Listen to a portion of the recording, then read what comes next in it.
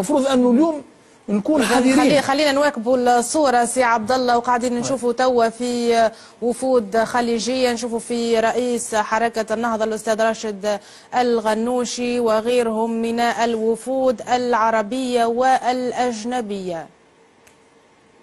تفضل. معانا ينضم لنا زميلنا عبد السلام فرحات. عسلامة عسلامة هيثم من جديد. كيف ما بقيت لكم الصورة، الآن بقي الوفود الأجنبية وكذلك نواب مجلس النواب الشعب وكذلك رؤساء بعض الأحزاب والمنظمات الوطنية وغيرها بدأت بالخروج من مجلس نواب الشعب في المكان المخصص ليأخذها معناها المسيرة ليكون في مقدمتها رئيس الجمهورية ورؤساء الحكومات ورؤساء الدول اللي باش يشاركوا في المسيرة، واللي باش نكتشفوا معناها اللي هم شكون واللي يتأكد حضورهم.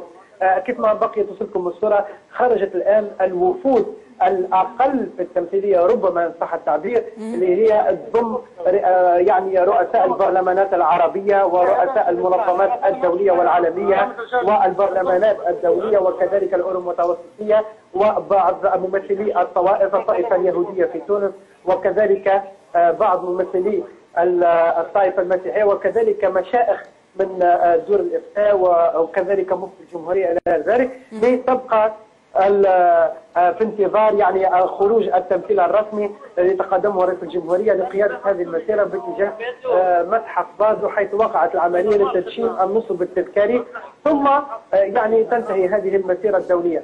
هذا تقريبا الجديد لدينا حتى الآن. نحن في انتظار يعني أن تنطلق هذه المسيرة بخروج رئيس الجمهورية والرؤساء الذين حضروا معه، تنطلق هذه المسيرة.